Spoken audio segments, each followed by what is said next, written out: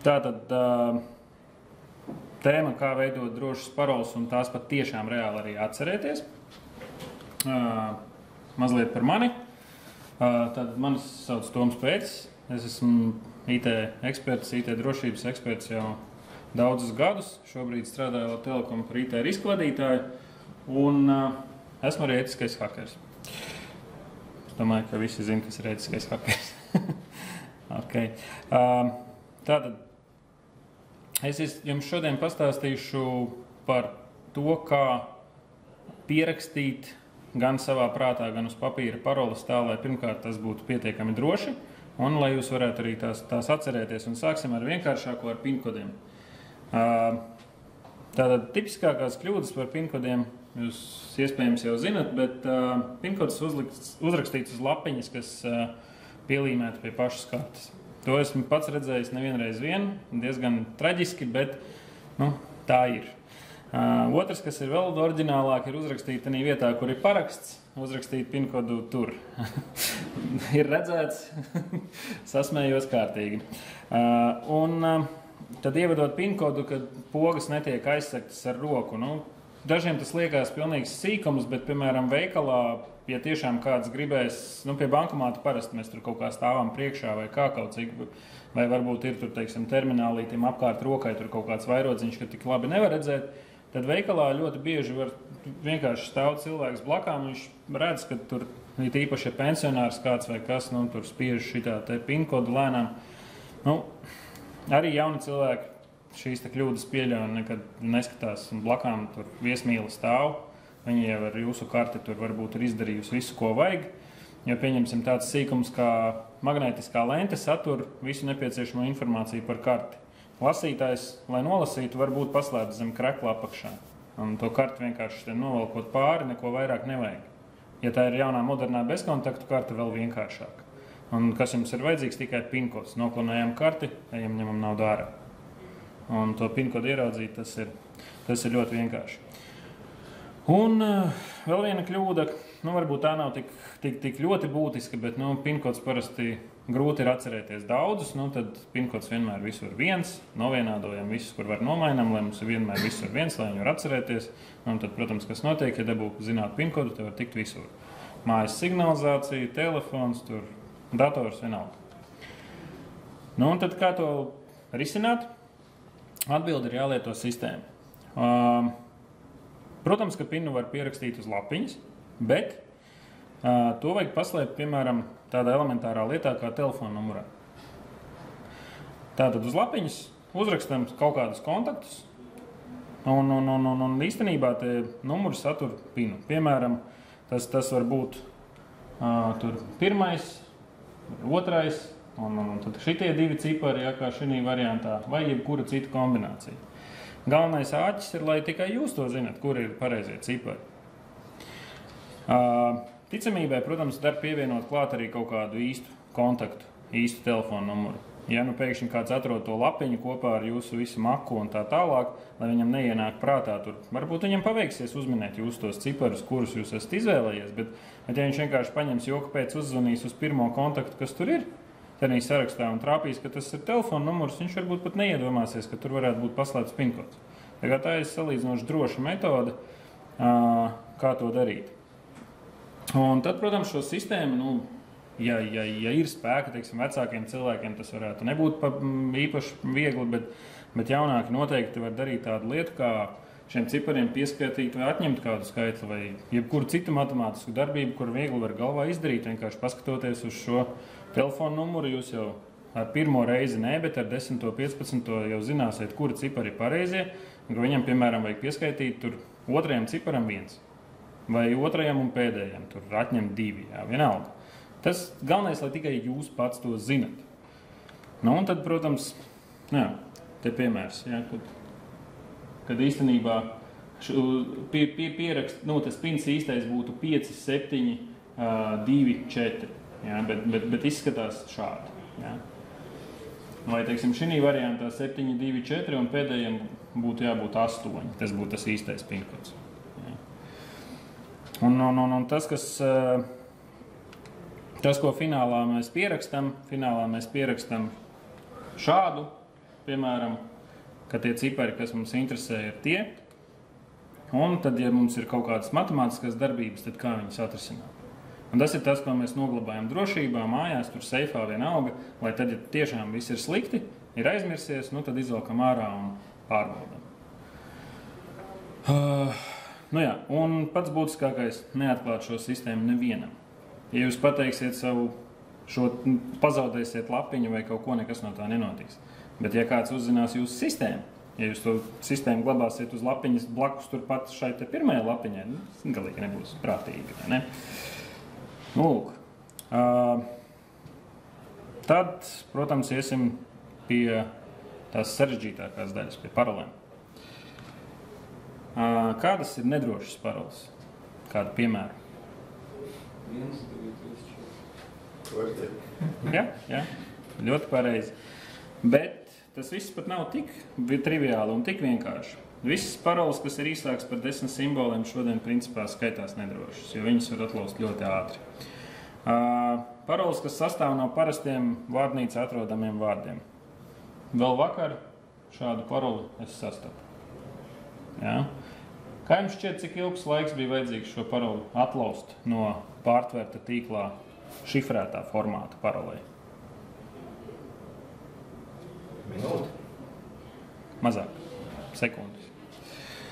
Lūk, šitien tā ir salīdzinoši gara parola, te būs bišķītiņ vairāk laika vajadzīgs, bet tas noslēpums ir tajā, ka šie ir vārdi no vārdnīcas. Un vārdnīcā, cik mums ir vārdi? Nu, kādi 40-50 tūkstoši, un viņiem iziet cauri, neprasa daudz laika.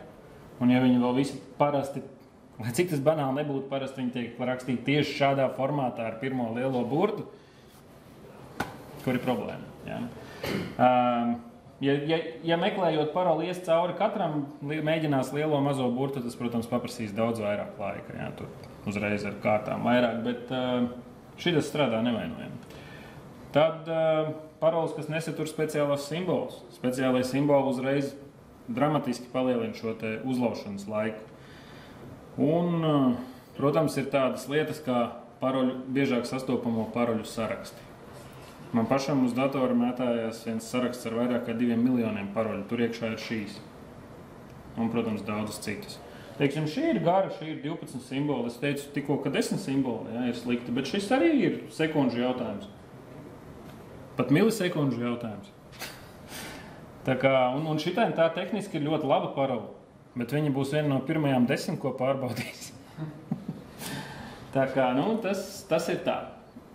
Tātad, cik ātri var uzlauzt? Daži piemēri. Tas, protams, ir atkarīgs no tehnikas, ar ko to dara. Bet tas ir tāds vispārēji vidējais laiks, ja, kas šogad ar šodien pieejamām tehnoloģijām ir darāms. Tad, teiksim, šis iet 1 milisekunda. Nu, tas, ko mēs iepriekš redzējām, normāli būtu 14 gadi. Tā, nu, matemātiski uzminēt. Bet dabā tas ir mazāk par minūti līdz pat milisekundēm. Nu, un tā saulīte būtu prasījusi matemātiski 1500 gadus. Praksē tas bija atkal sekundes. Tipiskākās kļūdas ar parolēm. Tiek lietot viena parola visur. Galvenokārt jau iemesls ir kāds? Tāpēc, ka nevar atcerēties visas tās daudzās parolas. Kā jums šķiet, cik man ir parolas? Tā sistēma savu. Nu, skaitlis. 10? Nu, vairāk. Es teiktu, ka kaut kur virs 150. Bet es viņas visas nezinu. Es zinu tikai, ko? Es zinu sistēmu. Līdz tam mēs, protams, tūlīt nonāksim. Ejam tālāk. Lietotas arī cilvēkam viegli uzminams paroles. Pieņemsim, tiek izmantot mājdzīvnieku vai radinieku vārdi. Nu, cilvēki darbā iepazīstās, zina viens par otru aizvien vairāk, un kaut kādā brīdī sakašķējās, un tad viņš grib kaut ko sliktu izdarīt ar viņa datoru. Un kā viņam kaķis sauc? Tur kaut kāds muris vai vēl kaut kāds. Davai pamēģina. Un kurā gadā viņš tur bija dzimis? Davai šitā. Mēs zinām, kurā gadā viņš dzimis, cik viņam ir gadi. Nav problēma. Jā, un tās paroles, ticiet vai nestrādā. Ļoti, ļoti bieži.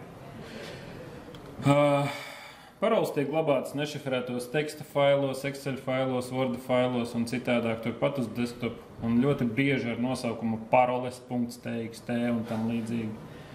Vienkārši ģeniāla vieta, kur glabāt šīs īpašas slepenās lietas. Ir vēl labāk. Ir paroles tiek rakstītas uz lapiņām, kas tiek novietotas zem klaviatūras. Bet tas nav pats krūtākais, ko es esmu redzējis. Paroles tiek pierakstītas pat uz monitoru korpusu ar zīmolu. Man bija reiz grāmatvede, kurai bija dators ar vienu no pirmajiem LCD displejiem, tad gaišs pelēku maliņu pa perimetru un viss norakstīts, un tur bija kādas 10 paroles, kur viņai vajadzēja bankai, datoram, visu, ko vajadzēja. Šausmas, un viņi nekādu neizdevās pārmācīt. Vienkārši nekādu.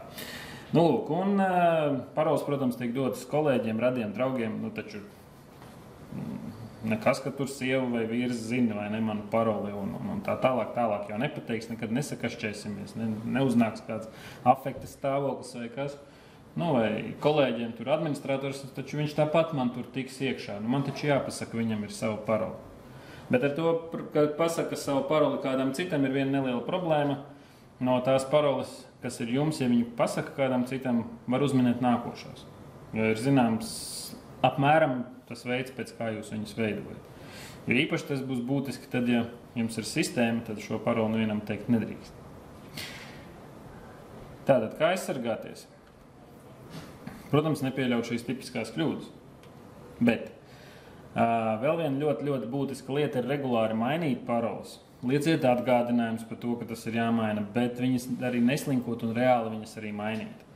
Man pašam bija grūti pie tā pierast. Joprojām gadās nošaut greizi un nenomainīt laicīgi, un pēc tam, kurš tad bija tur tas indeks pareizais. Bet vismaz ievērojot šo sistēmu, ir viegli viņu dabūt atpakaļ un izvairīties no nepieciešamības zvanīt uz banku vai pat iet uz banku, jo dažas bankas nemaz nepieļauj, teiksim, attālināt, norisetot to paroli. Ja? Un, protams, kad izmanto drošas, garas un sarežģītas paroles, kas neatkārtojas starp dažādām pielietojumu vietām, vai ne? Bet mēs taču runājam par to, ka cilvēki izmanto vienu paroli visur, tāpēc, ka viņi nevar atcerēties, un kur nav drošas, garas, sarežģītas. Kā tad viņas atcerēties? Nu, tad, protams, tas, par ko mēs jau runājam, izmantot šo te paroles izveides sistēmu. Un būtībā ieteicams būtu lietot vairākas sistēmas. Nu, atsevišķi bankai, e-pastam, darbam vismaz, lai tas nebūtu viena un tā pati. Arī nevajadzētu baigi aizrauties. Kādas 5 maksimums, 3 līdz 5 sistēmas vairāk nevajadzētu lietot. Cilvēki jau sāks putroties. No galvas būs grūti atcerēties, un tad nāksies nesāt līdz to lapiņu ar pierakstīto sistēmu, kas nav laba doma. Nu, lūk, tātad atcerēties būs nepieciešams tikai sistēma. Jā, kā jau teicu, nedrīkst nesāt līdzi. Un tā labā ziņa, ja to sistēmu izveidos katrs pats un izdomās priekš sevis, nevis vienkārši darīs to, ko kāds teica, tad to paroli būs un to sistēmu būs ļoti viegli atcerēties pašam. Jo tas uzreiz pats būs izdomājis, es gribu tur tā un es gribu šitā, un tas viss būs pašam prātā. Nu, tad sistēmas sastāvdaļas. No kā tad tās sistēmas sastāv? Tās ir 4. Ir pamata frāze, ir pielietojuma pazīme, ir indeks un ir šifrs. Tagad iziesim visām tām cauri, un te jūs ļoti labi arī sapratīsiet, kas tas tāds viss ir un no kā tas sastāv. Tātad pamata frāze ir teikums vai frāze, ko ir viegli atcerēties tieši jums katram pašam, kas jums kaut ko nozīmē, kas ir ļoti viegli uztveram, viegli uzrakstām uz datoru. Piemēram, mana parola bankai. Nav viegla frāze. Tas ir daudz vieglāk nekā burtu, ciparu un vēl speciālo simbolu kombināciju, kas būtu tikpat gara, vai ne? Un būtībā šī te frāze šobrīd jau ar visām atstarpēm un visu kopā jau ir gana laba tehniska parola. Viņa ir pietiekami gara, viņa satur lielos mazos burtus un satur atstarpes, kas ir speciālie simboli. Vienīgā nianse ir tā, ka ne visur šīs te atstarpes ņem pretī. Tāpēc līdz tam mēs vēl nonāksim tālāk. Es esmu pats labākais šim darbam. Vēl garāk un sarežģītāk. Protams, bez garumzīmēm, te es bišķiņ esmu nokļūdījies, garumzīmes un mīkstinājuma zīmes neizmantojam, tas nav laba doma, bet arī šāda frāze der. Būtu vai nebūtu formam? Varbūt kādam Šekspīrs patīk, ja? Arī normāli. Mana superdrošā parola e-pastam. Nu, cik tas gan skan forši, vai ne? Bet jūs nepamanat kādu likumsakarību jau šeit? Šis te pēdējais vārdiņš ir būtisks. Kāpēc es par to? Un tā ir tā pielietojuma pazīme. Pielietojuma pazīme tā tad darbs. Mana parola darbam. Pielietojuma pazīme e-pastam. Mana parola e-pastam. Mana parola bankai. Mana parola fórumiem. Mana parola Delfi LV. Tās visas ir dažādas parolas. Viņas ir tehniski, praktiski neuzlaužamas saprātīgā laikā. Viņas ir ļoti vienkāršas. Viņas ir viegli ierakstīt, viegli atcerēties. Ja zinās vienu, bet nezinās, kā jūs mainat šo sistēmu, ka jūs mainat to pēdējo vārdu vai pirmo vārdu, ja kur jums tā pazīme, tas ir atkarīgs no jums, kur jūs viņu ieliksiet tādā frāzē iekšā. Bet reāli viņus uzminēt varēs tikai tad, ja zinās jūsu sistēmu. Sistēma nezinās, tad tas viss ir ok. Plus vēl tas ļauj identificēt to pielietoto sistēmu, un šis te pēdējais vārds to paroli arī padara garāku. Jā, jo, teiksim, ja ņem tikai pamatfrāzi, viņa ir, nav tik gara, bet pieliekot šito klāt, tas uzreiz ir vienkārši dramatiski ilgāks laiks viņu atlaust. Lūk, indeks, tādu brīnumu vārdu pieminēja, skan nelāga, vai ne? Tas ir skaitlis, kas norāda mēnesi, kurā ir mainīta parola. Tur, protams, varat izmantot kādu citu metodu, bet mēnesis no prakses ir pierādījies kā tāds labākais, optimālākais variants. Ja es esmu mainījis viņu tagad, man katru 3. mēnesi jāmaina parola, tad jau visi zinās, kāds man ir tas indeks. Pirmkārt, sāksim ar to, ka viņi jau diez vai uzminēs šo paroli jau. Bet ja mēs vēl pieliksim indeksu klāt, jo mums taču regulāri viņas jāmaina, visu paroli nomainīt, mums ir sarežģīti, tad mēs pievienojam šo te indeksu klāt. Un tas jau nekas, kad tas ir mēnesis, jo mēs varam darīt dažādas lietas. Piemēram, indeksa garumu mēs nosakām paši. Tas nozīmē, ka indeks var būt 1 cipars, var būt 2, var būt 5, cik jūs gribat. Jā, teiksim, loģiski, ja tas ir mēneša numurs, var 2 ciparus izmantot, var 3. Un nelikt pēdējos 2 ciparus, bet likt pirmos. Galvenais, ka tikai jūs to zinat atkal. Vienīgais noteikums. Es ieteiktu 2 līdz 4 ciparus vairāk. Nevajag. Būs pat traku. Indeksu arī var šifrēt tieši tāpat kā pinkodu, ko mēs jau sākumā runājām. Nobīdiet viņu. Ziniet, ka jums vienmēr, ja tas ir mēnesis, viņš būs +3, -5, vienalga. Vienkārši atkal jūs to zinat, un jūs to varat viegli izreikināt galvā. Un tad nonākam pie šifra. Tā būs, laikam, pati sarežģītākā daļa. Izklausās, bet īstenībā arī viņi ir tikpat vienkārši kā viss pārējais. Mēs, piemēram, varam aizvietot burtus. Varam aizvietot burtus pēc līdzības, kā, piemēram, A izskatās pēc ētjā, vai S pēc dolāra, vai I pēc izsaukuma zīmes, vai O pēc nullītes. Ja? Viens variants. Var aizvietot vienkārši ar kādu citu burtu, kas jums labāk patīk. Jūs, teiksim, visus tur E-burtus aizvietosiet ar G, nezinu, vai vienalga. Galvenais, lai tas ir tikai jūsu izdomātais. Vēl ir laba ideja neaizvietot pilnīgi visus burtus, bet aizvietot, teiksim, tur bija mana parole bankai, tad tikai pirmajos 2 vārdos aizvietot kaut ko, bet pēdējo nekad neaizvietot. Lai nesarežģītu pirmkārt sev dzīvi, otrām kārtām tas, kurš mēģinās uzminēt, ja pēkšņi jūs būsiet pierakstījis uz papīra vienkārši tīrā tekstā mana parole bankai, un ja viņš mēģinās minēt šo jūsu sistēmu, ja būs redzējis šo prezentāciju, tad viņš varētu mēģināt aizvietot visus ar kaut ko. Teiksim, tur A burtus vai kaut ko, nezinu, būs redzējis kaut ko, varbūt kaut kāds. Bet ja jūs aizvietosiet tikai jums zināms, tur, nezinu, pirmā vārda pēdējo burtu aizvietot, otrā vārda pirmo burtu aizvietot, ja, tad atkal to uzminēt būs, principā, cilvēkam nereāli, tehniski, tātad jau vispār tur neuzlaužam, ja viņi ir pietiekami gari. Protams, tas, ko es teicu pirms tam, atstarpes aizvietošana ar speciāliem simboliem ir ļoti ieteicami, lai neuzrautos uz problēmām, ka viņas kaut kur neatbalsta, jo tādas sistēmas eksistē. Un indeksu nobīdes jau pieminējām. Tad sistēmas pieraksts. Viens no pieraksta formātiem varētu izskatīties šādi, jau gatavai parolē, gatavai paroļu sistēmai. Ja? Tātad šī būs tā pamata frāze, ja? Tālāk ir vieta, mīnusiņš tur starpā, jau aizvietota burti jau ar šifru, tur atstarpā aizvietota ar pastrīpojumu, un tad indeks -2. Tad reāli dabā šī parola izskatītos šādi. Ja? Mana parola bankai 001. Tātad mums mēnesis, kurā mainījām, ir kāds? Mārts, pareizi. Lūk. Tad vēl variants ir likt indeksu nevis beigās, bet, piemēram, pa vidu. Ja? Indeks +3, pārējais viss tas pats. Tad sanāks, kad mana parola e-pastam izskatītos šādi. Visbeidzot, indeksu varam likt arī sākumā. Šeit vieta nav kļūdas pēc ar lielo burtu. Tas arī ir katram burtam šeit nozīme, jo parolas ir kādas, lielie mazie burti ir svarīgi, vai ne? Tātad šeit mēs vienmēr rakstam darbam ar lielo burtu, piemēram. Ja? Tikpat labi jūs varat izmantot savus darba vietas nosaukumu. Nelikt darbam. Vienkārši tā varbūt ir cilvēcīgāk saprotam. Ja tie, kas nerunā latviski, viņiem kaut kā varbūt savādāk. Angliski tur vieglāk tos frāzes izdomāt vai kā. Tas ir kā nu kuram, bet ideja no tā nemainās. Pastīsimies vēl piemēru. Tad. Ja mums būtu jāizveido paroli priekš draugiem LV, tad, piemēram, paņemam pamatu frāzi drošu paroli. Pievienojam pielietojumu pazīmi URL. Draugiem LV. Šī jau ir laba parola.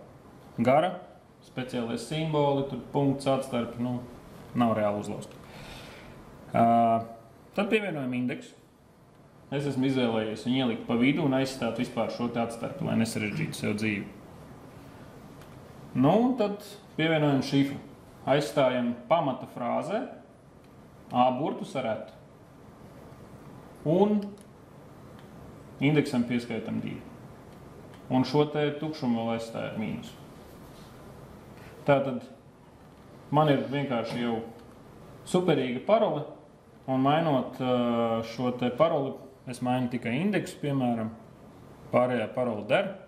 Vienīgā nianse ir banka Citadele, piemēram, kurus esmu dzirdējis, kad ja šitien tā te mainīs tikai indeksu, viņš neņems pretī. Vēl viena lieta, kas ir, tur nāksies tiešām ģenerēt katru reizi citu paroli. Es gan teiktu, ka tas ir pārāk traki no viņa puses, jo ņemot vērā to, ka viņiem tur ir tas kodu kalkulators savu klāt, tā parolas sarežģītībai nav tik liela nozīme. Tas ir pat traku reāli, kad viņi tik ļoti stingri to ņem. Varbūt kaut kas ir mainījies, tas bija pirms kaut kāda gada vai 2, es tagad neatceros. Un otra lieta, kas ir ieteicama par tiem indeksiem, kāpēc ir jāmaina regulāri. Parasti tas ilgums ieteicamais un daudz kur noteiktais arī ir 3 mēneši. Un ja jūs mainīs, un parasti neļauj mainīt uz tādu paroli, kas jau ir bijusi pēdējās 5. Tad rezultātā, ja jūs mainīsiet 1 gada ietvaros katru 4. mēnesi, tad attiecīgi viņi sakā atkārtosies. Lūk, un kas vēl ir labi, tad šo te pamatfrāzi, kas tagad ir izdomāta, viņi īstenībā var izmantot arī jebkam citam. Nomainam beigās šo te vietas pazīmi un viss, un tagad mums bija draugiem LV, tagad kļuva e-pastam. Pieliekam šeit bankai un būs mums arī droši parola bankai. Tas ir absolūti ok. Tās parolas ir dažādas. Tātad nekad neizpaužam sistēmu citiem. Tas, kurš uzzinās sistēmu, zinās visu. Zinās visas parolas automātiski. Parola jāmaina ir katru mēnesi. Bet ne retāk kā katru otro. Ja uzliks to sev par pienākumu un reāli mainīs tās, cik vietās jums ir regulāri maināmas parolas? Ja kādam varbūt ir 5 bankas uzreiz, tad tas ir bišķi grūtāk, jā. Bet darba vietā ir jāmaina regulāri. Bankā ir jāmaina regulāri. Vidēji cilvēkiem ir 1 līdz 3 bankas. Kurš teica, ka bankām nevar likt vienu un to pašu paroli? Ja nav tur tik daudz to līdzekļu, ko sargāt, tur taču ir kodu kalkulators vēl, vai jūs Svetbankā vispār tagad tur tas caur telefonu. Un tad tai parolē vairs nav tik liela nozīme. Tad jūs varat izmantot vienu un to pašu paroli visās bankās.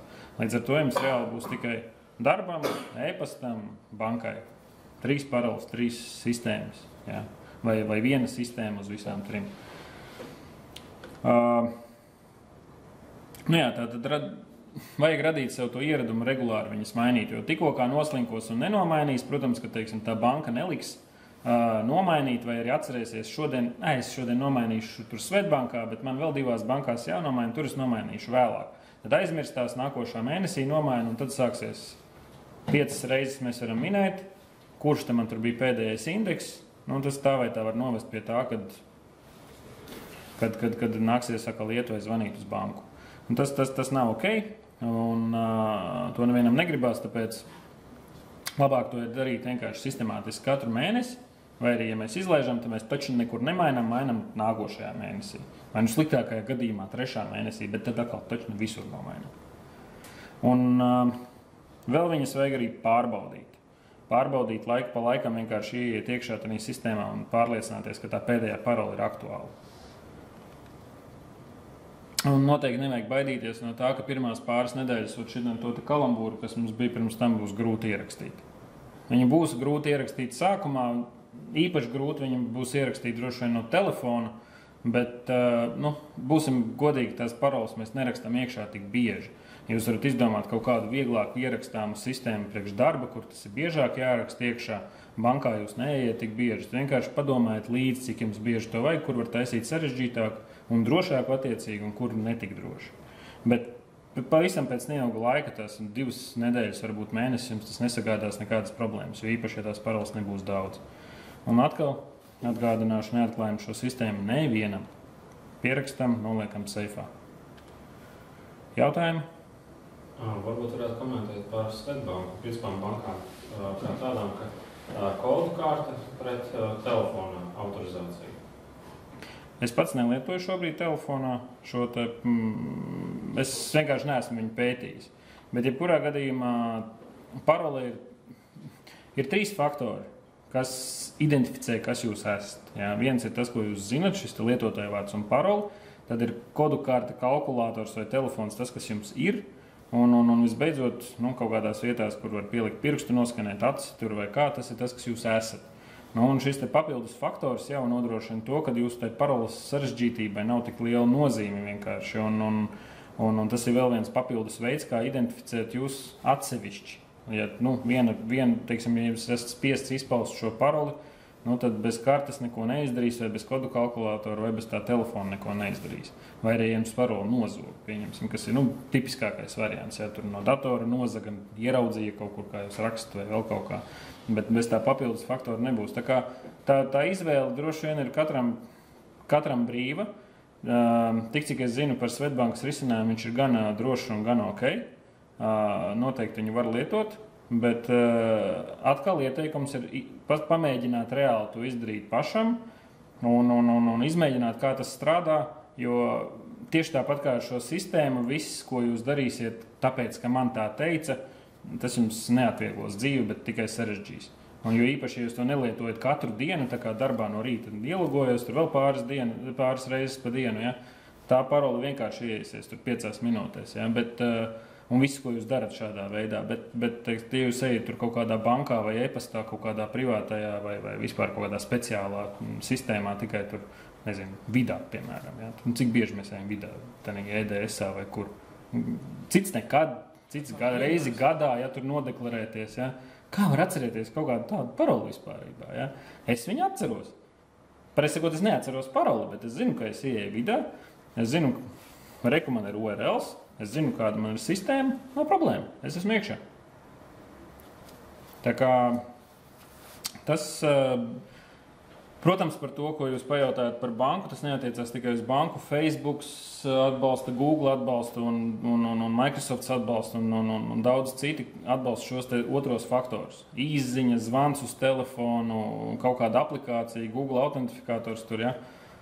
Izmantojiet to, pilnīgi noteikti izmantojiet to. Man pašam vēl pāris gadus atpakaļ bija lielisks piemērs. Cilvēks, es viņam pastāstīju to, ka vajadzētu izmantot otru faktoru savam Gmailam, un jā, ok, labi, es tev piekrītu, vajag. nākošā dienā, klausies, tās izziņas šausmīgi daudz nāk. Kāpēc tas tā ir? Es saku, tagad pajautās jau, cik sen jau tev paskastīt ir uzlausta. Izziņas jau arī ir pārtver. Var, bet neesmu pats vēl saskāries ar veiksmīgu gadījumu, kas būtu. Pārtvert viņas var, jā. Pats telefons, kad jūs vadat iekšā jaunā telefonā savus datus, viņš jau pats pārtver. Protams, tas ir iespējams. Tāpēc, teiksim, ja ir iespējams uz citas ierīces šo visu to divu faktoru padarīšanu darīt, tad, protams, tas ir labāk, drošāk. Es pieņemsim, tāpēc vairāk pieturos pie kodu kartēm joprojām. Tā tomēr ir neatkarīga lieta, viņa nav pat elektroniska. Jā. Man neviens viņu īsti nepārtvers. Un pat es pieņemsim pašu kodu karti vispār neizmantoju. Es pat nezinu, kur viņa man ir. Man liekas, viņa kaut kur ļoti dziļi skapī ir. Neviens viņai klāt netiks pat es. Tā vietā man viņa stāv Excelī līdz telefonā. Lūdzu, ņemiet to failu. Tikai jēgas jums no viņa nebūs. Tāpēc, ka viņš ir nošifrēts priekš manis, es viņu ar aci redzu, kas man ir jāskatās un kādā secībā, lai es zinātu, kurš kods ir pareizais, tad, kad man paprasa. Pastāv, protams, niecīga varbūtība, ka kāds uzminēs, bet ja man būs makā līdz karte, tā varbūtība būs 10 reizes lielāka. Jā. Tā kā arī vēl viena ideja ikdienai. Jā, tā kā kodu kalkulātori tā ir ierīce, viņa ir vienā eksemplārā, aizmirsās mājās, neko darīt. Man viņa ir vienmēr līdzi. Google Drive'ā stāv. Lūdzu. Vēl jautājumi? Nav? Viss skaidrs? Neko vairāk? Jā? Par pieņemsim, cik droši ir saglabāt internetu pārlūkā, tas piesaku saglabāt paroli, ka viņš saglabā visas paroles. Mans viedoklis nav pārāk droši. Tas nav droši. Jā, tāpēc, ka to paroli, tas ir iemesls, kāpēc es tikko runāju par to otro faktoru. Otrais faktors ir būtisks tieši tāpēc, ka šo paroli no pārlūka var pārtvert. Jo pat, ja pats pārlūks nebūs ar caurumiem, pat, ja jūs būsiet nodrošinājuši savu datoru pietiekami un tā tālāk, tāpat tās var būt kaut kāds spraudnis pārlūkā, tur, nezinu, tipiskākais ir Java vai Flash, jā, caur kuru var tikt iekšā un apmānīt to datoru un dabūt tās paroles ārā. Tāpat kaut Google Chrome, tad viņam varbūt kaut kāda caurumu, cilvēkiem tik lāk? Jā, protams.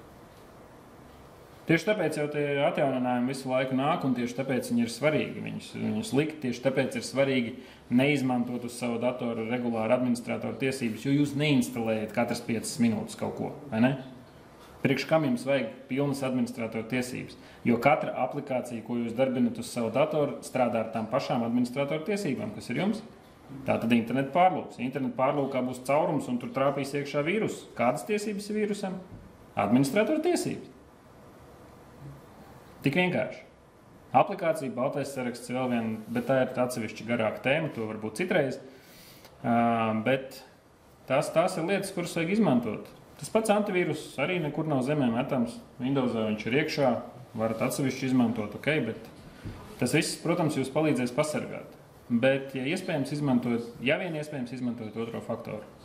Un šīs te garās paroles ir vajadzīgas tieši tāpēc, lai tad, kad jums viņas nozog, parasti paroles neglabājās tīrā tekstā, viņas glabājās kā hash, kā jaucēju kodu formātā. Un šo te jaucēju kodu formātu pēc tam vai mēģina ģenerēt augšā citu un salīdzināt, tad, kad sakrīt skaidrs, tas ir pareizais. Tas ir vienīgais veids, kā to var izdarīt. Un kamēr uzģenerē tik garu, cik jums tur ir, tas prasa šos te gadu 100 un 1000. Jā, izņemot gadījumu, ja tur saulīt 1, 2, 3 izmanto. Tā kā tas ir iemesls, kāpēc vajag šīs te paroles sarežģītas turēt, jo tas, ko nozags, būs paroles šifrētā formā. Jā, tāpēc tas ir svarīgi. Lūk. Es ceru, ka jums izdosies sev uztaisīt šo sistēmu. Pamēģiniet, nesaku, ka jums iepatiksies un ka tas jums obligāti tiešām ir vajadzīgs, varbūt jums pašiem ir labāka sistēma. Es ar šo sistēmu dzīvoju jau vairāk kā 10 gadus, esmu iemācījis vairāk kā 50 cilvēkiem jau līdz šim, ko es zinu, kas reāli viņi arī izmanto, un visi tā kā jūtās apmierināti. Es ceru, ka jūs būsiet starp viņiem. Tā kā, lai veicās, lai izdodās, un aicināsim Viktoru, lai viņš pastāsta, kā atcerēties tās paroles, kuras mēs esam spiesti izmantot tādas, kādas mums iedeva, ja? Bez savas sistēmas. Labi, paldies, Tom.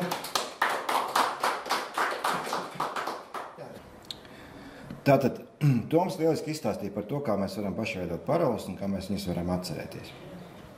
Bet ko darīt, ja mums ir paroles kaut kādas, kas mums ir iedotas, kuras mēs īsti nevaram uzreiz samainīt?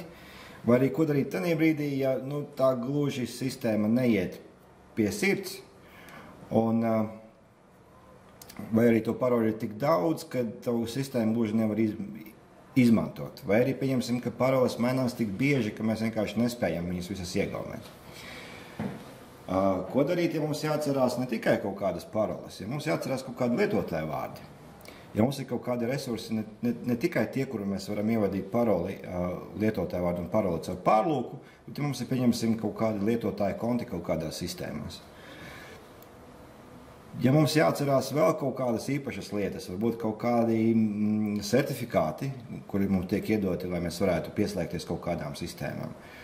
Vai pieņemsim kaut kādi certifikāti, ar kuriem mēs varam atjaunot kaut kādus datus, pieņemsim, ģenerējot certifikātu priekš citā diska kodēšanas, par ko arī būs nākotnē cits meetups par to, kā mēs varam kodēt informāciju un šifrēt. Mums tāpat tiek noģenerēta kaut kāda atslēga, ar kuru mēs varam šo informāciju atgūt, ja mēs pēkšņi aizmirstam paroli. Un šī atslēga mums arī kaut kur ir jāglabā diezgan drošā vietā, lai mēs, ja kas, varētu viņu izmantot. Un šeit palīgā nāk tā saucamie paroļu menedžeri, jeb tā programmatūra, kas mums ļauj atcerēties un iegaumēt, nevis mums iegaumēt, bet iegaumē pati, kur mēs varam pierakstīt šīs te paroles. Tā kā Toms rādīja, ka mēs varam pierakstīt uz lapiņas, mēs varam pierakstīt viņas datorā. Kas notiek ar viņiem? Protams, šis te saraksts, paroļu saraksts tiek nošifrēts. Un nošifrēts viņš tiek ar vienu kaut kādu īpašo paroli. Vai īpašo paroli, vai atslēgas failu, bet mēs šodien runāsim par paroli. Šeit pilnīgi noteikti es jums iesaku izmantot Toma sistēmu un kādā veidā noģenerēt šo te paroli, ar kurām tad jūs aizsargāsiet visas pārējās jūsu paroles. Un kā tas strādā dabā, to mēs tūlītās redzēsim. Aplikācija, par kuru es runāju, viņa saucās KeePass Password Safe. Varbūt jūs esat dzirdējuši par paroļu tādiem menedžeriem. Ir dzirdēts par KeePass? Ir dzirdēts par citiem paroļu menedžeriem? Ir LastPass, ir daudz ļoti visādu citu būtībā. Ik viens šobrīd sevi cienoši kaut kāds antivīrusa ražotājs piedāvā jums savu paroļu glabāt tavu kaut kādu tas pats esat, kas man ir uz datora, Kaspersky risinājumi. Bet mēs runājam tieši par KeePass, jo pirmkārt KeePass ir bezmaksas. KeePass ir atvērtā koda programmatūra, tas nozīmē, ka kods ir pieejams pilnīgi visiem, un šo te kodu ir iespējams auditēt un saprast, ka tur tiešām nav nekas iekšā tāds, kas varētu kaut kādā veidā nopludināt mūsu paroles. Un ja kaut kādas kļūdas tiek atrastas, protams, viņas tiek maksimāli ātri labotas, jo būtībā šis sabiedrībai viņš ir pieejams šis te kods. Un šis paroļu menedžeris tiek atzīst par gana drošu. Jau vairākus gadus viņš tiek visu laiku atjaunots un papildināts, jaunākas versijas ir. Un tādējādi šī izvēle mums ir tieši KeePass. Un ko vēl gribu piebilst, kad mēs šodien aplūkosim KeePass Windows versiju, un tāpat arī runājot par pārlūkiem, te svarīgi vēl saprast to, ka šis te KeePass ar dažādiem spraudiņiem viņš strādā ar vairākiem pārlūkiem, izņemot pēdējo, kas ir Microsoft Edge pārlūks un Internet Explorer. Tur ir nedaudz savādāk tā paroļu ievietošana ar to saucamu autotype, bet pārlūkiem, kā pieņemsim Firefox vai Pelmoon vai Google Chrome, viņiem ir pieejami spraudņi, tā saucamies spraudņi, ar kuru palīdzību mēs šīs te paroles varam ievietot. Varbūt paskatīsimies, tur būs pilnīgi demonstrācija par to, kā mēs to varam izdarīt. Pirmkārt jau, kur mēs viņu iegūstam? Produkts saucās KeePass, Password Safe un adresīte ir KeePass.info. KeePass.info.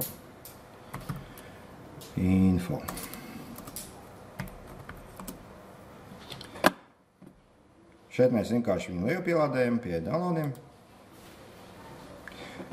Mums ir divas versijas. Klasiskā versija 1 un profesionālā versija 2.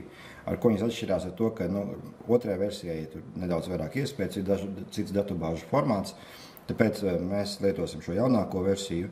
Nepievērsiet uzmanību tam, ka viņi saucās Professional un Classic, jā, šī gadījumā abi divi produkti ir bez maksas un pilnīgi nekāda maksa netiek prasīta.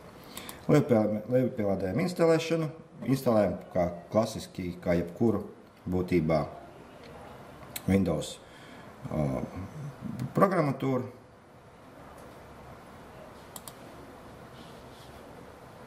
Saglabājam. Man jau viņa ir uzinstalēta. Lai taupītu laiku, es neinstalēšu, bet bez šī te paša instalācijas faila mums būs vajadzīgi daži spraudņi. Šī gadījumā atgriežamies atpakaļ. Tā kā mēs lietojam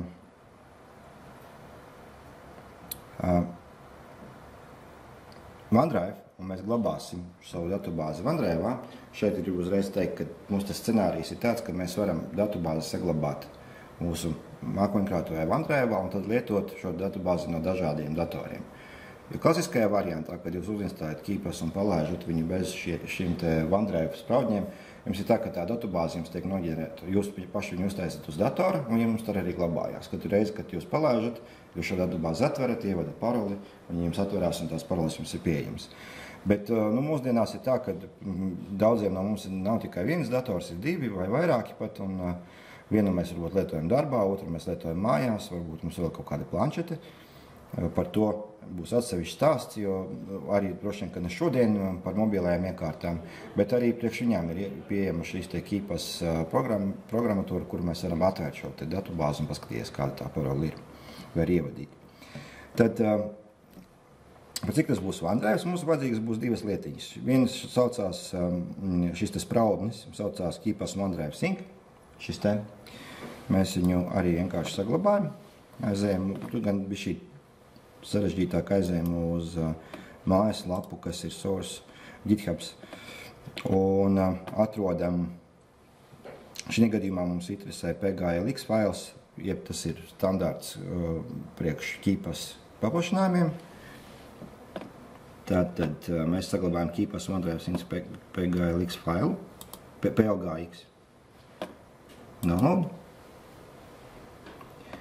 Un tāpat mums būs vajadzīgs arī fails, kurš saucās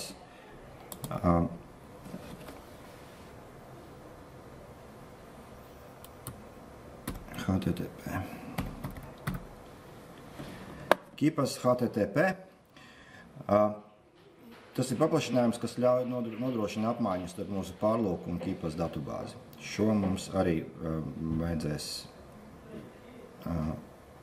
Keepas HTTP, Keepas HTTP, šis te Keepas HTTP.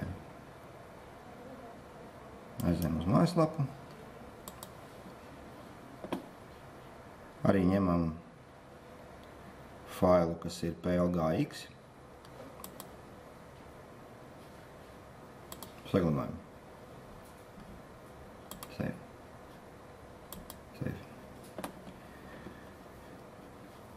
Kad mums ir saglabāti šie divi faili, mums viņi ir pēc Keepas instalēšanas, kad mēs būsim uzinstalējuši šo te produktu, nepalaižot viņu. Mēs šos te divus failus nokopējam. Šeit gan mums būs vajadzīgs administrātora tiesības, piedot tom, bet vismaz sākumā. Man bija te programma fails, Keepas password save plugins. Mēs viņus ievietojam šeit. Tādā veidā automātiski palaižot šo te Keepas, viņš paņem šos te spraudņus, ielādēs, un mēs varēsim ar viņiem turpmāk darboties.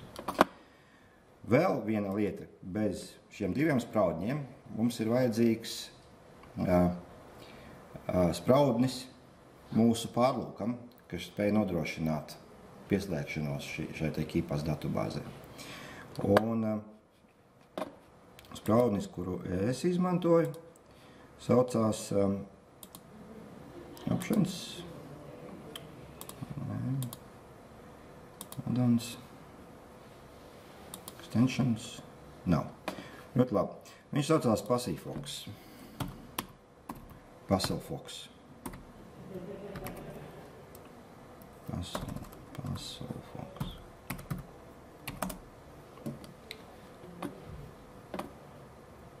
Tas ir spraudnis tieši Firefox pārlūkam. Es tagad izmantoju Pelmon, bet Pelmons ir būtībā bāzēts uz Firefox. Ja jūs lietojat Google Chrome, tad tur būs cits pārlūks, un šī gadījumā tas ir šis te, ja mēs apskatāmies, pājam atpakaļ, mums bija, mēs varam izmantot KeePass Helper vai Chromam, es nezinu, bet to var noskaidrot. Bet šī gadījumā mēs šī spraudņu sarakstā varam atrast īsto. Mēs šobrīd runājam par Firefox. Tātad par PuzzleFox ir tas, kas mums ir vajadzīgs. Un pievienojot šo PuzzleFox spraudni, instalējot, viņš mums tiek pievienots arī pārlūkam. Tūlīt mēs visu šīs gabaliņus saliksim kopā. Tātad, ko mēs izdarījām? Mēs lejupielādējām KeePass pašu programmu, mēs palaidām un instalējām, mēs plugins mapē ievietojām divus spraudļus, kas mums ir vajadzīgi. Viens ir priekš OneDrive, otrs priekš HTTP protokola, kas nodrošina mums apmaiņu starp mūsu pārlūku un pašu KeePass programmatūru, un trešais ir šis spraudnis pašai pārlūku programmai. Restartējam pārlūku. Ok.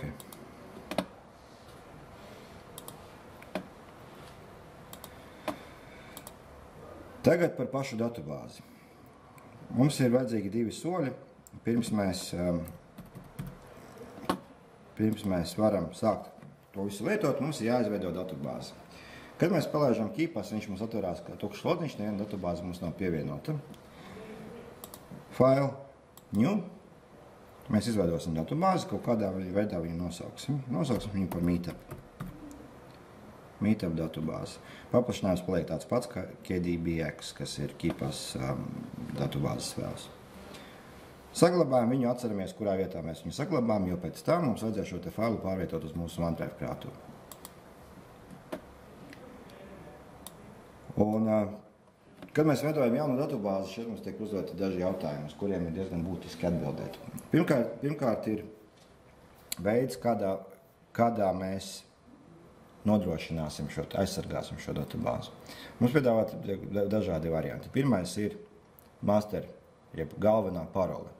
Un šeit es ieteiktu viņu veidot ļoti garu, ļoti varbūt ne sarežģītu, bet pietiek atbilstoši tām prasībām, par kurām runāja Toms, un arī tādu, kur jūs varētu atcerēties. Jo, ja jūs aizmirsīsiet šo paroli, jūs nepiekļūsiet arī tām visām pārējām parolēm, ar kuru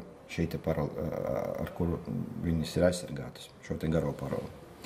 Mums ir otra opcija, mēs varam izmantot arī atslēgas failu, jeb mēs varam izmantot arī abus, tas ir kā papildu faktors, vēl viens. Tad noģenerēt atslēgas failu, šī gadījumā viņš tiek uztaisīts, izveidots automātiski, tad tikai tad, ja jums būs šis te fails kaut kādā veidā pieejams vai nu uz kaut kādu datu nesēju vai datora citājā diskā vai jebkā, kur jūs varat palaižot šo te KeePass programmu, tur norādīt, ka šis te fails atrodas lūk šeit, tikai tad jūs varēsiet piekļūt šeit datubāzē, atvērt viņu. Un plus, ja jūs aizsargājat ar abiem diviem, tā ir pietiekami droši gara parole, vai arī šis te atslēgas fails, tad arī abos divos gadījumos. Pirmkārt, jums vajadzīgs atslēgas fails un parole. Tādā veidā jūs varēsiet piekļūt šeit datubāzē. Un trešais variants, tas ir Windows lietotāja konts, ar kuru mēs it kā varētu piekļūt šeit datubāzē, bet šis ir galīgi neieteicams variants, tieši tāpēc, ka pēdējā laikā ir riski, kad iespējams piekļūt šeit datubāzē, ja jūs izmantojat Windows lietotāju kontu. Pietiek ielogot. Jā. Ielogoties mēs varam arī nezināt. Jā, tieši tā. Tāpēc tur Pola Janušķevičs tur nesen mums parādīja ļoti labi, kā to var izdarīt. Tāpēc šis gadījums gan pilnīgi nav ieteicams. Lai nesarežģītu šobrīd dzīvi, uzģenerēsim paroli, pietiekami garu, un testa variantam es izmantošu savu sistēmu. Neteikšu jums, kāda viņa ir, bet mēs pamēģināsim to paroli atcerēties.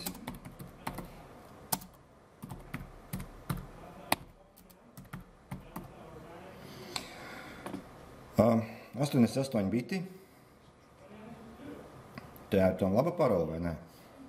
Tādos mērvienībās nemācēšu pateikt.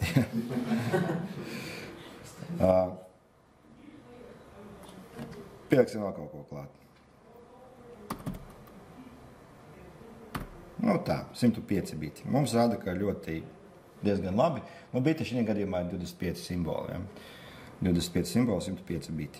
Tagad pamēģināšu viņu atkārtot.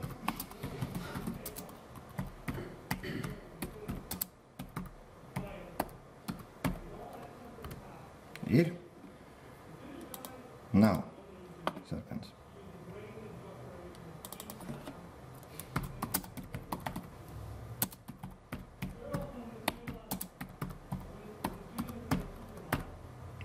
Tagad ir.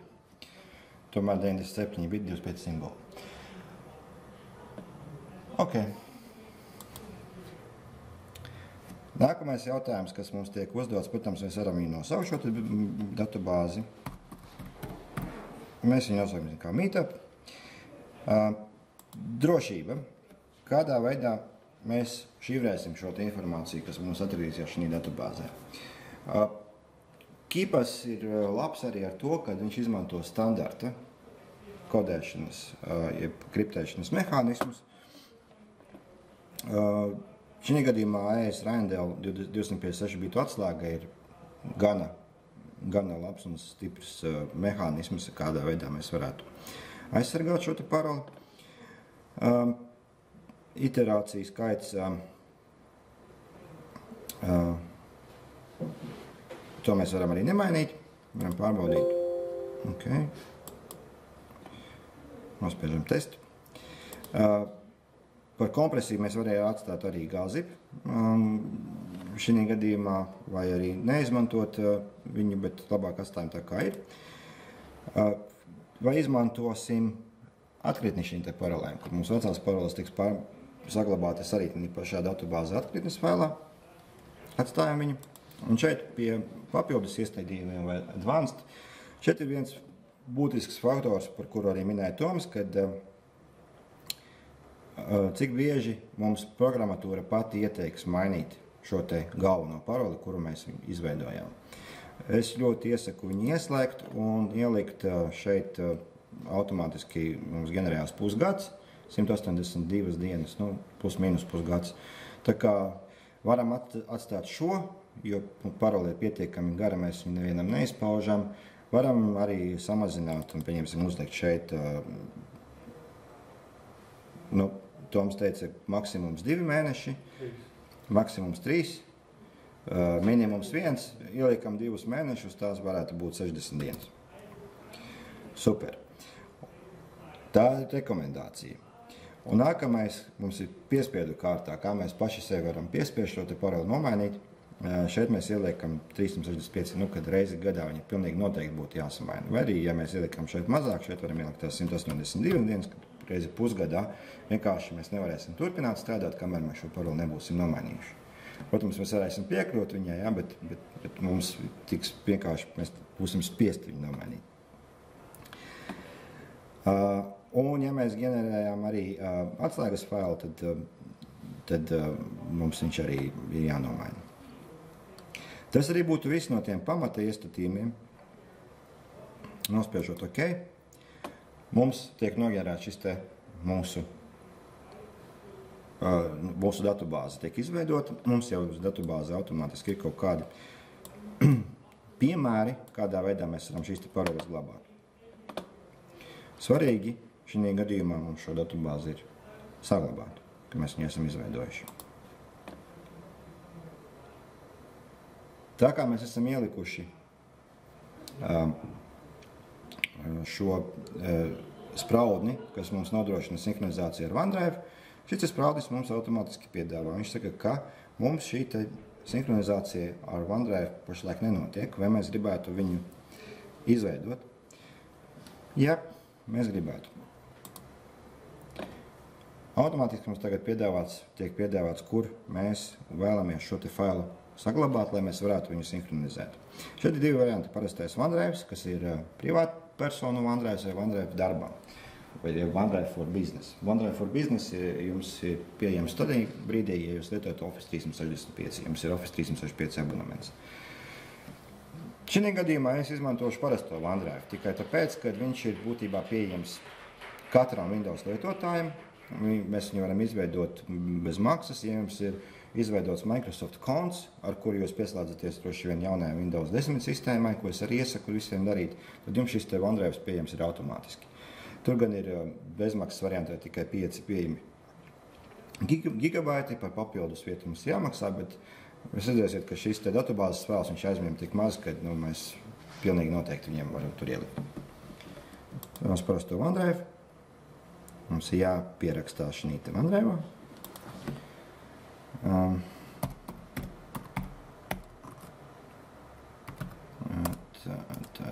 Outlook LV.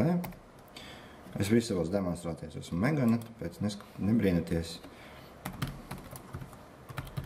Un kaut kāda parolīte, kas man ir. Atļaujam. Nākošais jautājums. Kur tad mēs gramējam OneDrive šo te atjaunošanās tokeni? Nezinu, kā latviski pareizi pateikt tokens. Tas kaut kāds žetons, jā, bet līdzīgi kā mums ir cookie weblapām, tā mums arī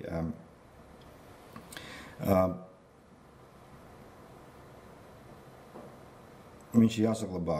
Šī gadījumā visdrošākais variants ir saglabāt viņu Windows Credential Manager.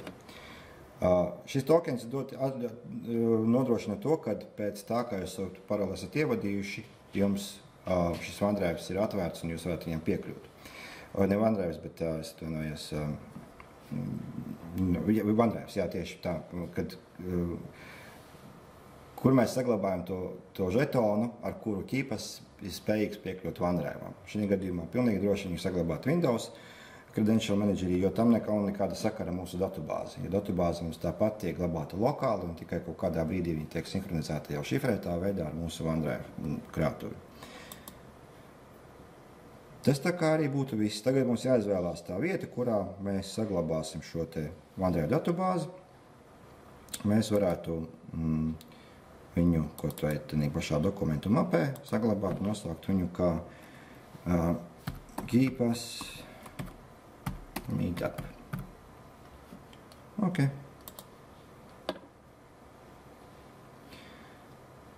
Mēs redzam apakšā, ka mums pilnīgi viss ir noticis normāli un šī te datubāze mums ir saglabāta mūsu OneDrive krātuvē.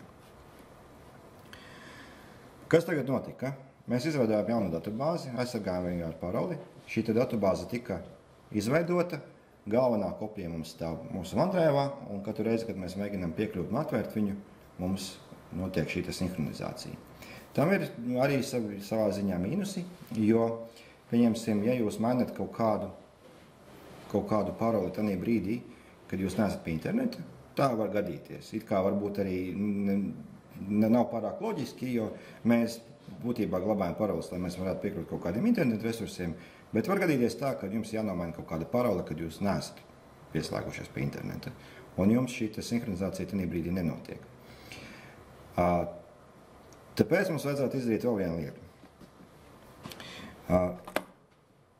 Pie katrām izmaiņām, kuras mēs veicam mūsu Keepas datubāzē, mums vajadzētu viņas arī saglabāt. Un bieži vien mēs, gadās tā, ka mēs viņas neatceramies saglabāt, varbūt izslēdzam datoru un tādā veidā tādā datubāze netiek saglabāta.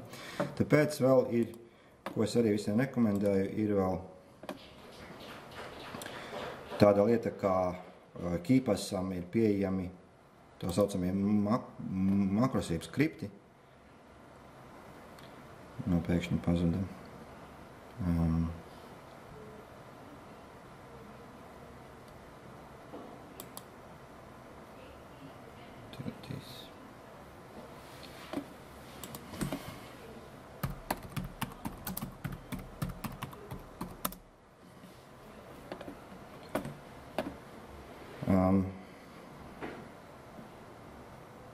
Triggerīši, jā. Tā saucamie triggeri. Kad mēs varam veikt kaut kādas darbības ar Keepas datubāzi, tajā brīdī, kad mēs redzam kaut kādas izmaiņas viņam. Un šeit ir tāds triggeris, kurš saucās Saving Automatically. Autosave triggerīts, kurš būtībā mums ir XML fails. Mēs viņu nokopējam, iezīmējam visu un nokopējam, un lai viņus mums ir ļoti labi pateiks priekšā, kas mums ir jāizdara, lai šo triggeri, kurš ir mums XML fails, lai mēs viņu varētu ievadīt un palaist. Šeit mēs esam viņu nokopējuši, ievadījuši, nokopējuši. Tools atveram Keepasā tools triggers. Nospiežam paste triggers from clipboard. Un ok. Šī gadījumā mēs ieslēdzām triggeri, kurš pie katrām izmaiņām, kuras mēs veicam datubāzē, automātiski viņas saglabā. Un pie automātiskā šīs saglabāšanas mums automātiski arī notiek sinhronizācija ar mūsu OneDrive. Tādā veidā, ja jūs nomainat, pieņemsim, paroli vienā datorā, jūs uzreiz pat, teiksim, no otra datora varat sākt viņu arī lietot. Nu, tam pašam resursam. Bieži vien notiek tā, ka mēs nomainām viņu šo te paroli darbā, saglabājam viņu Keepas datubāzē, atnākam mājās, un mēs tādā veidā esam pārliecināti, ka mums šī datubāze ir sasinhronizējusies, un mēs varam atvērt, un šī paroli mums būs pieejama. Ko darīt ar tādā brīdī, kad mums kādā veidā mēs varam šīs paroles būtībā saglabāt un lietot? Ātri paskatīsimies par to, kā mēs varam saglabāt webu paroles. Šeit bija labs jautājums, vai ir liederīgi glabāt šīs paroles pārlūkā. Gan jā, gan nē, jo šī gadījumā šis spraudnis, kas ir tas PuzzleFox, viņš pārtver šo te paroļu saglabāšanu. Mēs it kā mēģinām viņus saglabāt pārlūkā, bet mēs viņus reāli saglabājam mūsu Keepas datubāzē. Tādā veidā mēs nodrošinamies pret to, ka viņas netiek glabāt uz mūsu citā diska atvērtā veidā, kur būtībā nešifrētā, bet mūsu Keepas datubāzē šifrētā veidā. Kā piemēram, es varētu atvērt tagad vienu lapu, kuru mums būtu šī te parola jāievada. Tas pats account live.com, kuru mums būtu jāievada šī te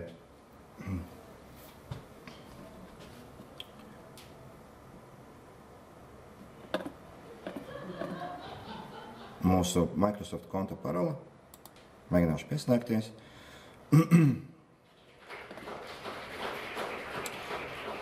Mums atvērās lapa, kur ir nepieciešama paroli.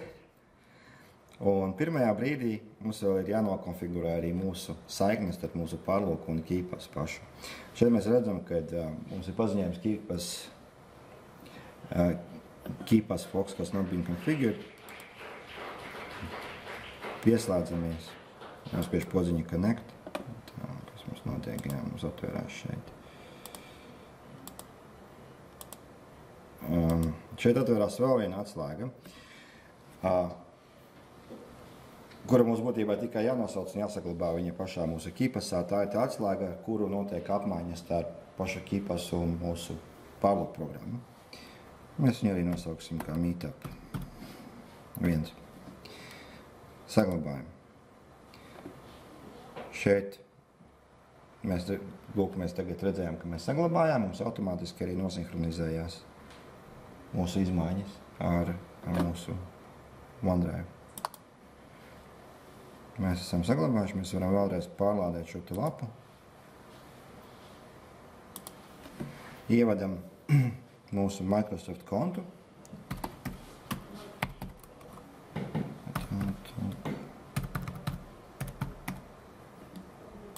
Next.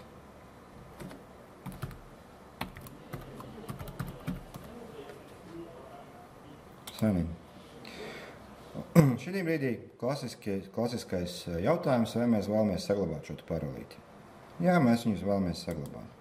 Un tad mēs paskatāmies, ka normālā situācijā mums būtu tā, ka šī parola tiktu saglabāta mūsu pārlūkām, bet mēs viņu īstenībā tagad saglabājam mūsu Keepas datubāzē. Mēs paskatāmies šeit, mums izveidojas jauns ieraksts ar mūsu URL, loginlife.com, lietotāja vārds un paroli. Yep.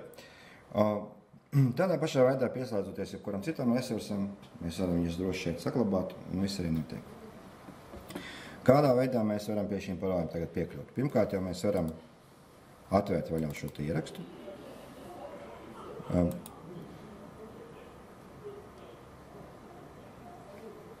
Ar Enter. Dubultklikšķi mēs nokopējam šo paroli. Šeit mums atvērās šis ieraksts, ka mēs varam viņu palabot. Mēs varam apskatīties, kāda tā parola mums izskatās. Nospiedot šīs 3 podziņas, tagad es jums viņu nerādīšu. bet tad viņš viņu parāda. Mums ir nosaukums, kuru mēs varam pamainīt šim ierakstam. Mums ir parāda, cik tā parola ir droša vai nedroša. Un tāpat citi ieraksti un tā vēsturi, cik tad bieži mēs esam mainījuši. Mēs varam arī ielikt šeit parolē kaut kādu beigu datumu, kurā brīdī, līdz kuram viņa ir derīga un kad viņam būtu jāmaina. Bet tas nav pats galvenais, jo tādā veidā mēs varam šo paroli es pat viņu varu nezināt, bet man viņa vienreiz tur ir ierakstīta. Tā tikpat labi varētu būt kaut kāda parole, kur es pats noģenerēju, veidojot kaut kādu kontu. Es viņu varu noģenerēt pēc Toma sistēmas, vai es vienkārši noģenerēt 15 simbolu vai 20 simbolu pilnīgi kaut kādu nesakarīgu virkni, izmantojot kaut vai šo te DuckDuckGo superīgo. Tas droši vien arī nav īpaši droši, bet password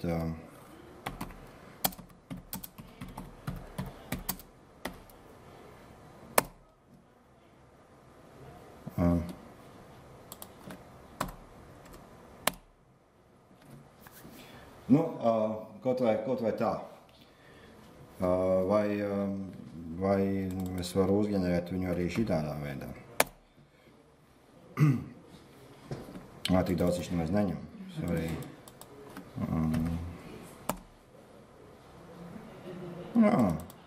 Tagad esmu kļūdīju, bija pilnīgi vīlies. 25. Jebkuru citu paroļu ģeneratoru. Protams, šis nav labākais variants, jā, jo jebkurā gadījumā šī parola mums atnāca no interneta, bet vienkārši jebkuru citu offline paroļu ģeneratoru, ja es pilnīgi noteikti zinu, ka man tā parola nav jāatcerās un negribu atcerēties, un varbūt viņa man būs tur mūžīga, es viņu nekad nemainīšu, tās situācijas var būt dažādas. Tad es noģenerēju šo te paroli, es viņu saglabāju vienreiz savā Keepas datubāzē un par viņu pilnīgi aizmirstu. Man viņa šī te parola glabājas pilnīgi droši, un es pat varu vienkārši pat nezināt, kāda viņa ir. Es viņu vienkārši varu nokopēt. Šī gadījumā uzklišanā 2 reizes, un šī te parola tiek nokopēta mūsu datora clipboardā, bet tam uz 20 sekundēm tikai. Man ir tas pilnīgi pietiek laika, lai es varētu paņemt un iepaistot šo te parolību, ievietot kaut tur, kur man viņu vajag, un pēc tam 12 sekundēm viņi tiek no clipboarda izdzēsta. Ja var jautāt, vai gadījumā no tā Windows labāk clipboard history? Šī gadījumā Keepas izdzēs šo te vēsturi, jo viņš vairs, jā un ne, bet šī gadījumā viņš tiek izdzēst, jo vairāk pēc tam viņš, ja mēs paskatāmies tagad, es varu mēģināt viņu uztaisīt Ctrl-V un paskatīties, un nekas man pilnīgi nav. Spiežu Ctrl-V, man nekas nepaistojas. Es esmu kontā iekšā, kādā veidā pēc tam es varu piekļūt viņam. Tagad es esmu ielogojies savā kontā, es varu paskatīties, kur es tagad atrodos. Jā, kur zaļā iela 1, man ir kaut kāda datoriņa.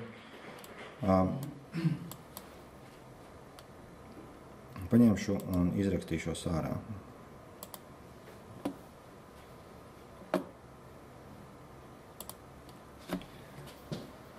Nākošais pieslēdzoties šim te kontam, es esmu tagad izrakstījies, mēģinu vēlreiz pieslēgties.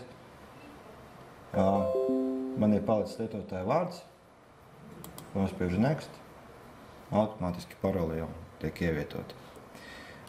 Ir visādi redzēti citādi brīnumi, ja, šī gadījumā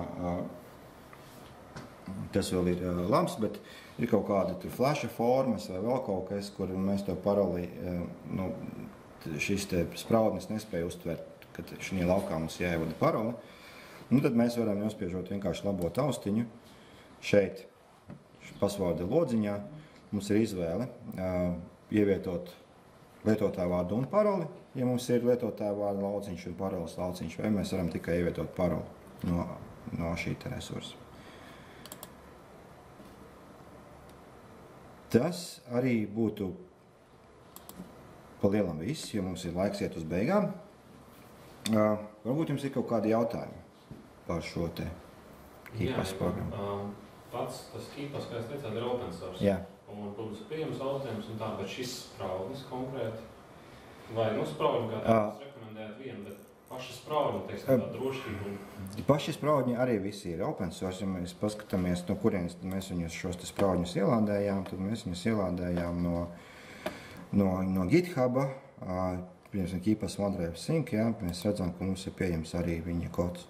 Un ja mums nepatīk viņu tādā veidā lejupielādēt, jā, tad mēs varam arī viņus paši kompilēt šo spraudni. Jā, tas ir pilnīgi, mums ir viss GitHubs pieejams. Jā, un tas attiecās uz visiem šiem spraudņiem. Tu var sapakot kaut kādā smukākajā instalācijā arī kaut visu? Kā ar visu open source, diemžēl, tur bišķī tā rociņām ir jāpastrādā vispirms sākumā. Tas nav tik vienkārši. Tas ir arī svarīgi zināt, ko mēs īsti darām, nevis to, kā tu mums teica, kāds mums kaut ko iedeva, mēs viņu lietojam.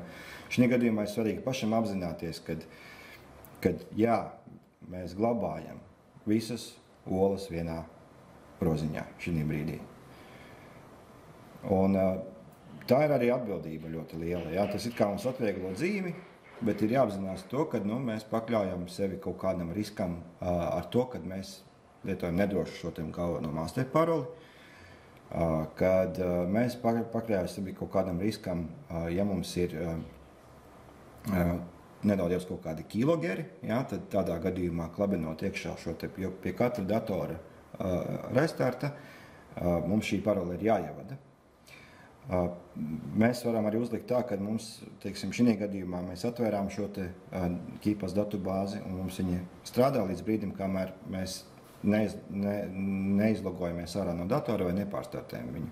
Bet pie drošības uzstādījumiem KeePassam arī var uzlikt tā, ka datubāze atverās un viņa tiek aizvērta automātiski pēc kaut kādām 2-3 minūtēm. Vai viņa tiek aizvērta automātiski pēc 5 minūtēm, jo nenotiek nekādas darbības ar datoru, ja viņš kaut kādā idle veidā stāv. Un arī tas, kad mēs tomēr glabājam šos te keša atslēgas un kādas failus savā datorā. Tāpēc es ļoti iesaku, ja jau mēs lietojam šo te KeePass, tad mēs viņu lietojam komplektā ar pilnu diska šifrēšanu. Tas tāds, ja mēs pavisam gribam būt droši.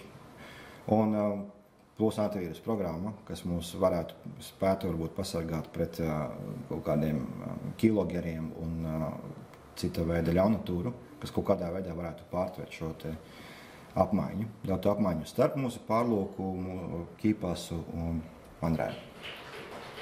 Varbūt vēl kaut kādi jautājumi?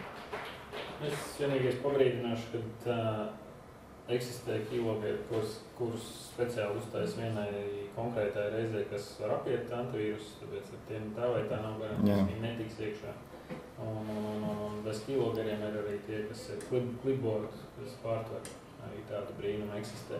Ko es pats gribēju pajautāt, tas sinhronizācija ar to pluginu, ar OneDrive, tā ir obligāta, jeb vai te nepietiek to datubāzi glabāt folderī, kas sinhronizējas ar OneDrive?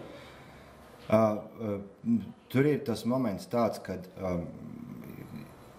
tādā veidā, ja mēs glabājam šo te failu folderī, kas sinhronizējas ar OneDrive, mums šis te fails ir atvērts.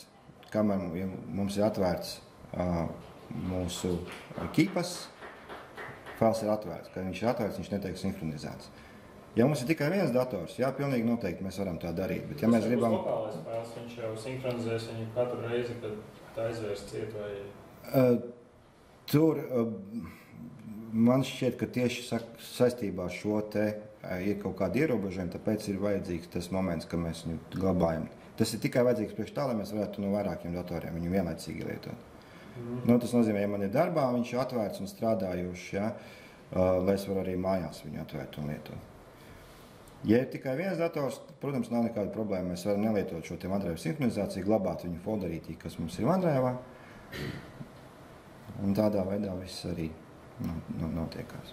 Jo šeit mums tiek paņemts viņš no OneDrive, uztaisīt lokālo kopiju, visas izmaiņas mēs strādājam ar lokālo kopiju, un tikai tad, kad mēs esam pamainījuši kaut kādus datus šī datubāzē, tad tās izmaiņas tiek nosinhronizētas uz to OneDrive failu. Viņa aizver ciet, nosinhronizēt. Jā, tieši tā, jā. Ja var jautāt par parolēm, tā vispār ne konkrēti šo programmu, bet visu tā paroļu drošība balstās to, cik ilgā laikā viņi var atlaust, teiksim tā, atrast šo līdzību pēc tā eškolona vai pēc kā. Un tas viss ir ar mums pieejamiem resursiem, bet nāk iekšā šī tehnoloģija kā quantum computing. Un kas tad notiks ar mūsu parolēm? Būs gatavs. Visi 15, 20, 60 čāru garas paroles. Kīpās. Un tad jau arī būs. Jā. Šeit pilnīgi noteikti, kā Toms minēja, mēs pāriesim uz kaut kādiem vairākiem faktoriem. Es domāju, ka mēs nonāksim pie tā, kad mums būs faktors vēl viena faktora. Tā kā mums tagad, ja mums ir kodu kalkulators, kalkulatoram ir pins kaut kāds. Ja? Šajā gadījumā varbūt mēs vadīsim kodu kalkulatorā vēl vienu paroli, kas ir arī 12 simboli, lai mēs piekļūtu pie kaut kāda koda, kuru mums jāievada vēl kaut kur.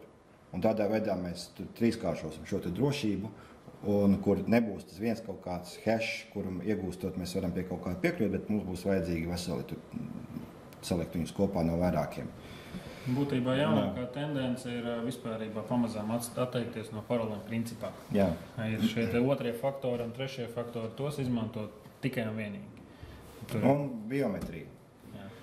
Biometrija, tagad arī visādi varianti. Tas pirkstu nospiedumu skeneris, tas jau ir bērnu spēlītis, jo būtībā tur jebkurš ar kaut kādu parasto papīru līmi var uztaisīt pirkstu nospiedumu, ja, kā mēs zinām, un ir redzēti gadījumi, tad viņi pašā tur, internetā jūs droši vien atradīsiet, bet, kas mums paliek? Kāds uz zīlītis, kaut kādi tur plaukstas, asinsvadu zīmējums, kuru mēs izspīdinām cauri, un tas arī katram cilvēkam unikāls, un tur tikai dzīvai rokai var izspīdināt cauri, jā. Nocirstē rokai nesanāks. Liels biometrisko šo te autentifikācijas, teiksim, tā mīnus, cik ir dzirdēts, ir, ja nozog paroli, nomaina paroli, roku vai zīmīt, ja nozog, nevar nomainīt. Ir otra roka. Tā ir vienreizēja paroli. Ja roku nozags, tad droši vien tad būs citas problēmas. Svarīgāks par paroli. To, ja nozog datu šī te noklūda, tad atjaunot, tagad nomaina paroli atsūz e-pasta jaunu foršu, bet tad, ko tad darīt? Ja to nozog, tad ir skumīgi. Principā šis te otrais faktors parasti ir šai te ikdienas ērtībai. Jo tas veids, kā atjaunot paroli atpakaļ, tas atkal ir, būtībā tas ir trešais faktors, jo tā vienmēr ir jūsu kaut kāda vai paskastīta vai kaut kāds vēl cits kaut kāds. Ja jūs logojaties iekšā sistēmā, izmantojot pirkstu nospiedumu, jums vēl ir zvans uz telefonu, tad atjaunot šo paroli vai izmainīt šos te parametrus, piereģistrēt jaunus pirkstus un tā tālāk, to droši vien varēs ar kaut kādu vai no e-pasta citu adresi vai kaut kādā tādā veidā. Ja? Tas vienmēr būs kaut kāda alternatīvā metode. Ja tās alternatīvās metodas nav, ja tā ir ļoti augstas drošības sistēma, tad tāda ir dzīve, ja? Tad dati ir zaudēti, bet acīm redzot, tam vienmēr būs kaut kāds rezerves variants, izņemot tad, ja tas tiešām nav paredzēts. Tā kā... Paldies. Jā, vēl varbūt es vienu lietu aizmirsu, pateikt, bet tādā pašā kīpasā mēs varam glabāt būtībā, jebko ne tikai paroles. Arī tādu informāciju, kuru tur vērts kaut kādā veidā atcerēties. Mēs varam glabāt to pašu bankas kodu karti, protams, kādā veidā tur up to you pilnīgi, vai tīrā veidā, nokopējot viņu, vienkārši izveidojam jaunu ierakstu kaut vai tur. Šis te ieraksts var būt, kaut vai šeit piezīmēs, mēs varam ievadīt tos kaut kādus kodus vai kaut kādu sistēmu, kuru mums jāglabā. Ja? Tam nav pilnīgi noteikti, tam nav jābūt tikai kaut kāda interneta resursam, parolē vai vēl kaut kādam. Tāpat arī lietotāju vārdus. Pieņems kaut kādās sistēmās, tur Azūrā vai kaut kur mums ir jāadministrē, un tur ir kaut kādi daudz lietotāju vārdi, kuri mums ir iedoti vienkārši, ja mēs gribam piekļūt viņām kaut kurus mēs it kā nedrīkstam mainīt, varbūt tas ir kaut kādi koplietojumie resursi, tad mēs arī varam to visu tur saglabāt. Bet, jāatcerās, ka, protams, vienmēr pastāv risks un nekas nav 100% drošs. Tāpēc varbūt tomēr labāk ir mēģināt iegaumēt un pēc to sistēmas šīs te paroles arī. Varbūt droši vien darīt tādā veidā, izmantot abus. Sistēma joprojām glabāt atsevišķi un šeit vienkārši pierakstīt tās paroles atklātā tekstā, bet bez sistēmas. Ja tur ir mana parole, bet ir jāizvieto tie burti ar, atzīmi, tur A burts, tad mēs ierakstam šeit iekšā kīpasā mana parole bez aizvietotā, to savu frāzi. Tur tai vietai man ir šitāda frāze, tai vietai ir šitāda frāze. Un ja kāds arī uzlauzīs to kīpās, tur vienkārši paroli būs varbūt priekšā vai kas, vai muļķības pēc vai kā, tad ko dabūs? Dabūs vienkārši, tur ir paroles tādas, bet viņas jau izmanto tāpat bez sistēmas nevarēs. Tā kā, arī tā var darīt. Vienkārši kā tādu piezīmu grāmatiņu ar paroli priekšā. Jautājums vēl par šeit kīpasā, kreisajā pusē, tur General Windows Network, un tas viss tas ir Tās ir tikai kategorijas, kuras jums tiek piedāvātas, jūs varat viņus pārdēvēt, izdzēst, pievienot savas. Pilnīgi, tas vienkārši, lai jūs paši varētu viņus kaut kādā veidā nodalīt. Var slepenās aptisburku nosaukumus. Jā. Tāpat, ko mēs šeit neapskatījām, bet es domāju, ka tur var tikt paši galā, ja mums ir jau saglabātas paroles pārlūkā, kas bieži vien ir, mēs nesākam dzīvi nekad no jauna, tad, kā es darīju savā laikā, kad es pārgāju šo te kīpās, es tās paroles izeksportēju, arī ir ļoti daudz visādu addonu priekš konkrētiem tur pārlūkiem, manā gadījumā tas bija Firefox, šis te pats Pelmons, tad izeksportējam viņas un ieportējam kīpasā iekšā, tas arī strādā. Tādā veidā mums viņas tur tiek nodrošināt tā vēsture. Tur bija nenormāli daudz, bija pārsteigts, cik daudz par kaut kādiem gadiem 10 ir visādu paroļu. Pusi no viņām, protams, jau nav aktuālas, kaut kur tur nestrādā, bet tur man bija kaut kādi 200. Ieskaitot visādas weblapus, kaut kādus web resursus, tikai tie, nerunājot par kaut kādām tur sistēmām, kur ir jāadministrē. Jā, bet būtībā tu te atbildēji uz jautājumu, ko iepriekš uzdevu par to, vai pārlūkā paroles glabāt ir droši, tad viņas var pat noeksportēt jūsu datorā, ja viņš nav nošifrēts un izslēgts brīdī, kad jūs viņu esat nolikuši kaut kur. Tad datorā ir iespējams tikt iekšā, viens no tādiem rīkiem nav nekāds noslēpums, viņš ir brīvi dabonams, maksā $15, saucās Konbūt. Jā. Man ir, es esmu nopircis. Jā, man arī darba vajadzībām. Bet ar to var tikt iekšā nemaz nezinot jūsu paroli. Vienkārši viņš apiet šo mehānismu, kas verificē paroli un viss, mēs esam iekšā. Un tad var attaisīt jūsu šo te pārlūku vaļā, noeksportēt visu paroļu sarakstu un tik vienkārši. Kā viņš iekļūt, kas jau ir jāzina tieši, lai iekļūt tajā konkrētajā datorā? Lai iekļūt konkrētā datorā? Viņš grib iekļūt vienā datorā, kas man jāzina par to datoru, lai es viņu iekļūtu. Nekas, viņu vajag dabūt fiziski uz rokām. Fiziski? Jā. Vēlams bez BIOS paroles un ar iespēju uzstartēties no CD vai USB, kur jums tas konbūt ir. Jā, un bez BitLocker arī. Bet brīdim tas nav legāli, ja tas nav jūsu dators un tas nav darīts saskaņojot. Bet, ja tur savu datoru vai kas ieras, tad nevar izdarīt viens. Nē. Tas ir tikai tā. Būtībā visa šī paroļu drošība ir svarīga tieši tāpēc, lai jūs sevi aizsargātu pret uzbrukumiem attālināti. Kā teica jau Viktora minētā Paula Januškeviča, kas ir viena no top hakeriem baltajiem, ja es varu šim datoram pieskārties, tas ir mans. Tā tas ir.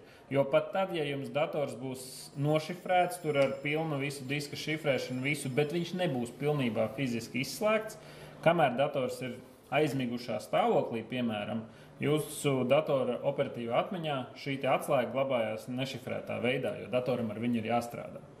Un šo te atmiņas saturu ir iespējams dabūt ārā, pat līdz tādām sarežģītām metodēm, kā vienkārši izraujot šo te atmiņas moduli, ieliekot citā datorā 10 sekundes apmēram saglabājās šī informācija un tad viņi dabūt nost.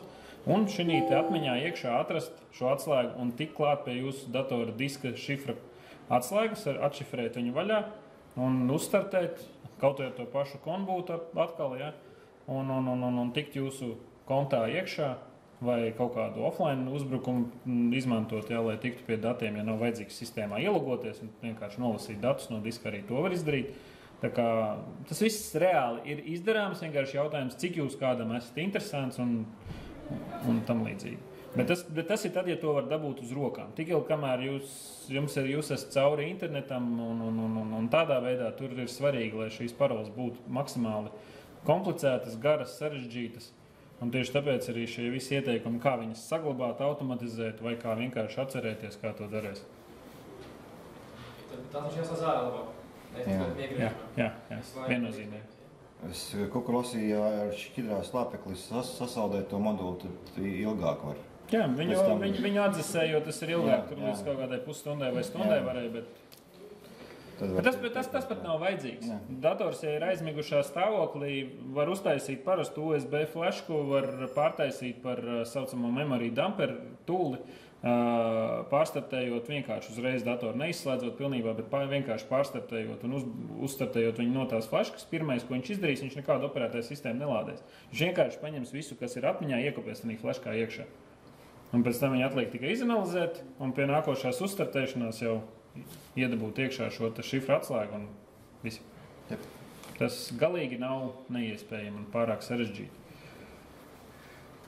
Tas tūls pie kam ir bezmaksas.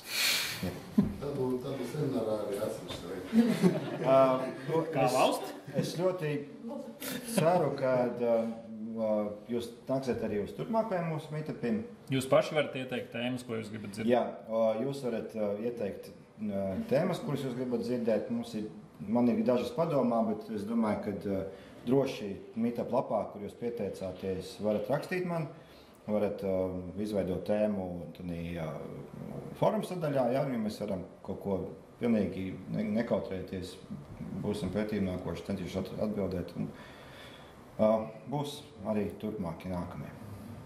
Ceru, ka jums bija interesanti un noderīgi. Paldies!